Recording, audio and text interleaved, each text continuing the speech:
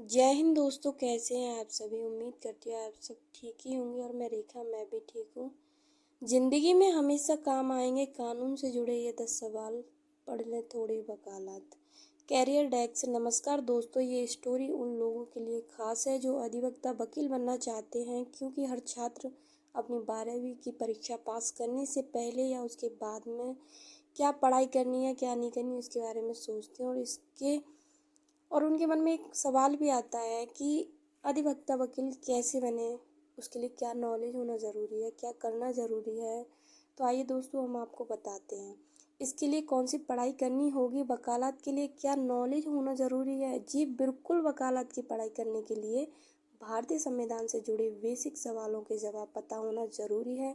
इतना ही नहीं, अगर आपके ऊपर कोई कोर्ट कचहरी का केस हो जाए तो भी आपको कानून के कुछ पैंतरे पता होना चाहिए।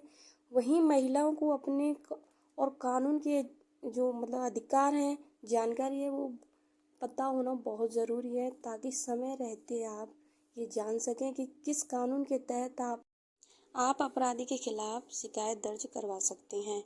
ऐसे ही एलएलबी एग्जाम को लेकर बेसिक सवाल आज हम आपके लिए लेकर आए हैं। चलिए जानते हैं इसके बारे में क्या है महत्वपूर्ण।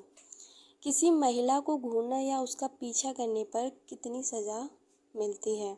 एक औरत की अनिच्छा और असहमति के बावजूद उससे संपर्क करने की कोशिश करना, उसे घूरना, उसकी जासूसी करना, बदनीयती से उसका पीछा करना, उसे दिमागी रूप से परेशान करना और उसके मन में अवचेतन में भय पैदा करना। इसका उल्लेख भारतीय दंड संहिता विधान की धारा 354D में है। पीड़ित महिला राष्ट्र महिला आयोग की वेबसाइट पर जाकर भी शिकायत दर्ज करवा सकती हैं। शिकायत का एक रसीद नंबर दिया जाता है।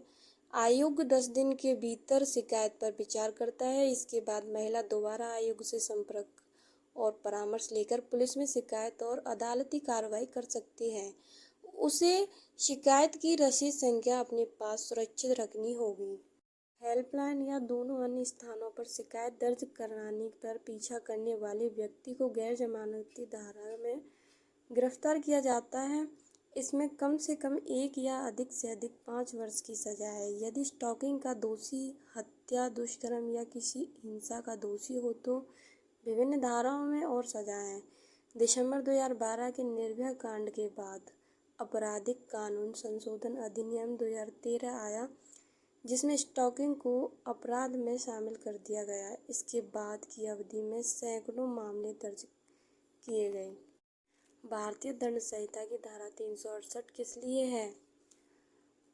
भारतीय दंड संहिता की धारा 368 में चोरी को परिभाषित किया गया है। इसके अनुसार कोई व्यक्ति किसी अन्य व्यक्ति के कब्जे में से कोई चल संपत्ति उसकी संपत्ति के बिना बेईमानी से ले लेना, उसका आशय रखते हुए हटा लेता है तो कहा जाता है कि उसे चोरी की। अगर कोई चोरी करता है और उसे आईपीसी सेक्शन 369 के तहत कम से कम 3 साल तक की जेल या जुर्माना या दोनों से दंडित किया जा सकता है। क्योंकि चोरी एक संज्ञेय अपराध है, इस कारण चोरी की शिकायत होने पर पुलिस इस पर तुरंत काउंसलिंग लिखकर आरोपी को गिरफ्तार करती है। आईपीसी सेक्शन 379 चोरी करना एक गैर जमानती अपराध है। इस कारण इस मामले में तुरंत जमानत नहीं मिलती। ज़्यादातर इसमें सेशन कोर्ट से जमानत खारिज हो जाती है, लेकिन अगर सेशन कोर्ट से जमानत खारिज हो जाए तो आप हाई कोर्ट में जमानत की एप्लीकेशन लगा सकते हैं। भारतीय संविधान किस अनुच्छेद के तहत लोकसभा में अनुसूचित जातियों और जनजातियों के लिए आरक्षण दिया गया है। चलिए जानते हैं हम। भारतीय संविधान के अनुच्छेद 330 के तहत लोकसभा में अनुसूचित जातियों और जनजातियों के लिए आरक्षण दिया गया है। एक महिला ने धारा 376 के तहत आप पर केस दर्ज करवाया है। इसका मतलब क्या है, क्या आप जानते हैं। महिला के साथ यौन शोषण यानी बलात्कार करने के आरोपी पर धारा 376 के तहत मुकदमा चलाया जाता है। किसी भी महिला से बलात्कार किया जाना भारतीय कानून के तहत गंभीर श्रेणी में आता है। इस अपराध को अंजाम देने वाले दोषी को कड़ी सजा का प्रावधान है। इस अपराध के लिए भारतीय दंड संहिता में धारा 376 व 375 के तहत फांसी तक की सजा का प्रावधान है। सुप्रीम कोर्ट के जजों को वेतन एवं भत्ते किस माध्यम से दिए जाते हैं? भारत की सचिव निधि से। किस संघ लोक सेवा आयोग के सदस्यों की संख्या निर्धारित करने की शक्ति प्राप्त है? राष्ट्रपति को। राज्यसभा के किस राज्य के प्रतिनिधियों की संख्या सर्वाधिक है? उत्तर प्रदेश के। कौन सा आयोग मतदाता सूची तैयार करवाता है? निर्वाचन आयोग के। राष्ट्रीय विकास परिषद कैसी इकाई है? संवैधानिक इकाई। राज्य लोक सेवा आयोग के अध्यक्ष की नियुक्ति कौन करता है? राज्यपाल। अगर वीडियो अच्छी लगी हो तो सब्सक्राइब, लाइक, शेयर, कमेंट जरूर करना। धन्यवाद।